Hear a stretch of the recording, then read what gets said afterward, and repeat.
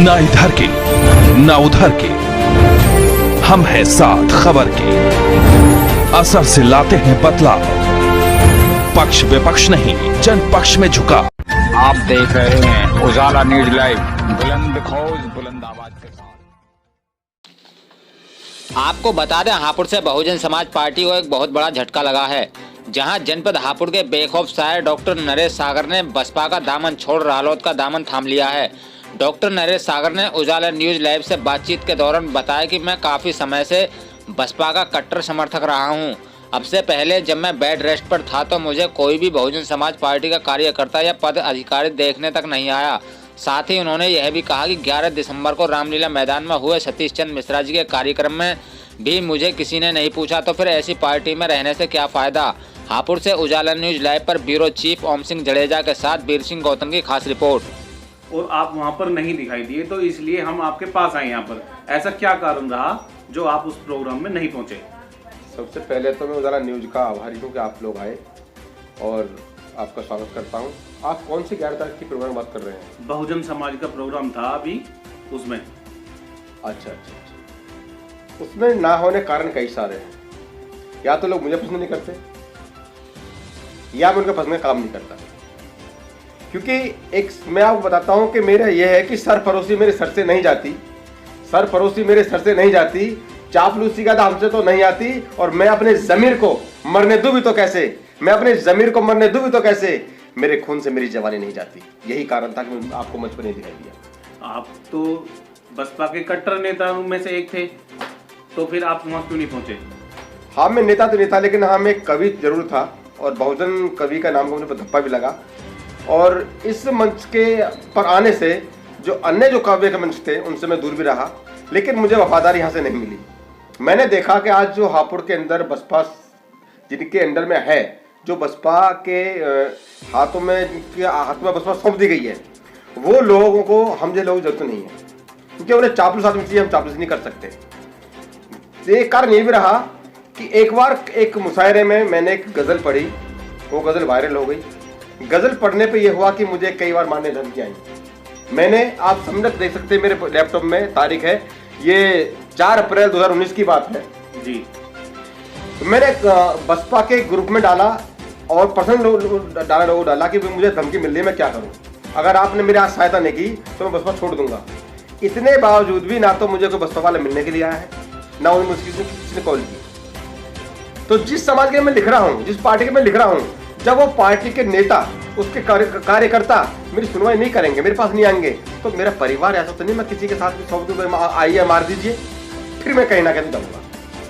अब जैसे ही आप जाने जाते हैं कि भी आप तो बहुजन समाज के लिए इतना लिखते हैं, इतना कवि हैं जैसे आप, तो बहुजन समाज के लिए इतनी कविताएं पढ़ते हैं और उसके लिए काम भी कर रहे हैं, तो उसमें आपसे कोई मिलने आया नहीं?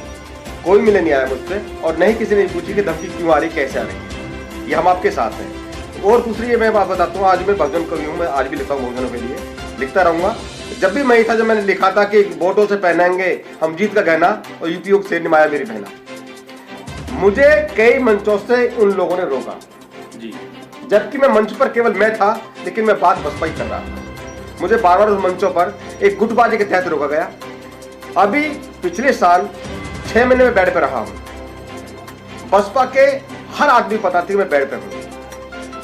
मैंने यहाँ देखा कि कोई अम्बेडकरवादी हापुड़ के अंदर नहीं है, कोई बोधिष्ठा हापुड़ के अंदर नहीं है। अगर यदि होता तो मेरे पास, अगर वो घर भी नहीं आता तो एक कॉल पूछा, डॉक्टर साहब कैसे हैं। तो जिस पार्टी के कार्यकर्ताओं को, एक कार्यकर्ता की ना तो जीने मरने की परवाह है, ना उसके परिवार की चिंता है, ना उसकी भावना की चिंता है, तो उस जगह रहना मेरे लिए गवारा नहीं। मेरा जमीन नहीं कहता मैं ऐसे लोगों के साथ रहूँ। तो अब आप बहुजन समाज पार्टी को छोड़ देंगे क्या? देखो, जब बहुजन समाज पार्टी मुझे छोड़ दे, मुझे छोड़ने में क्या दिक्कत है? हर आदमी स्वाभिमान जीना चाहता है, मेरा अपना स्वाभिमान है। मैं रात दिन जो कलम चलाता हूँ, मुझे अर्निंग तो कहीं नहीं हो रही, मैं केवल बहुजन समाज जगाने के लिए, बहुजन पार्टी वहाँ लाने के लिए बात करता था। रात को 12-12 बजे मैं अस्वस्थ होने की हालत में लिखता था मैं, लेकिन मुझे मिला क्या? एक उपेक्षा। एक आदमी कब तक उपेक्षा झेल सकता है? बाबा साहब ने कहा था कि स्वाभिमान जीना चाहिए आपको। अगर स्वाभिमान मर गया, आदमी मर गया, और मैं अपना स्वाभिमान ऐसे लोगों के लिए गिरवी नहीं रख सकता। अगर ये नहीं है, और लोग हैं बीजेपी की बात करते हैं, मैं बीजेपी को फॉलो नहीं करता, आज भी समर्थक नहीं हूँ, लेकिन जब मैं 6 महीने बेड पर था तो केवल बीजेपी के कई मित्र थे जो बार बार आते थे, मुझे डॉक्टर के पास ले जाना और खत छोड़ना।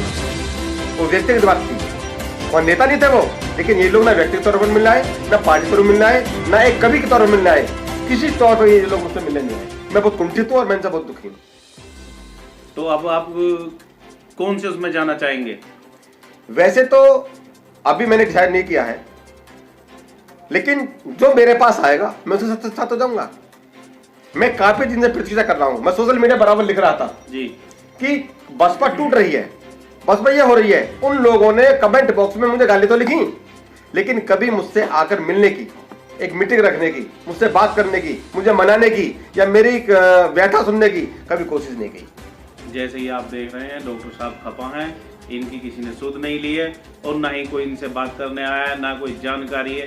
मतलब सब कुछ जानने के बाद भी इनसे मिलने कोई नहीं आया, इनके फोन करके हालचाल भी नहीं पूछा। तो बहुजन समाज को छोड़ने का यही कारण इसका रहा है। आप ये भी देख लीजिए अपने कैमरे में,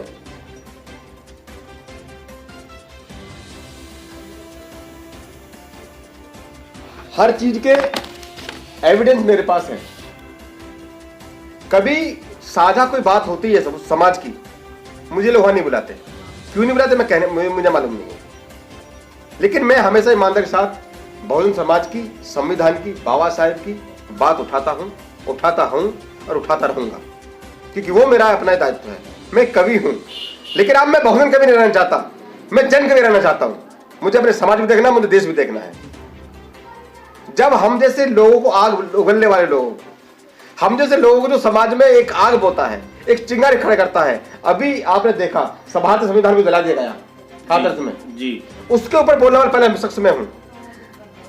जब मैं आपकी आवाज उठा अपने परिवार को, अपने जान को हथेली पे रख सकता हूं, तो आपका सहयोग अगर नहीं होगा तो मेरी याद तो ठंडी होनी है। आप नहीं आओगे, जो आएगा उसका वेलकम करूंगा मैं। अब मैं ये देखता हूं कि मेरे पास कौन आता है। जी, अब डॉक्टर साहब को इस चीज का इंतजार है, कौन आता है और कौन नहीं। जी, ओम सिंह, उजाला न्यूज़ लाइव से हापुड़।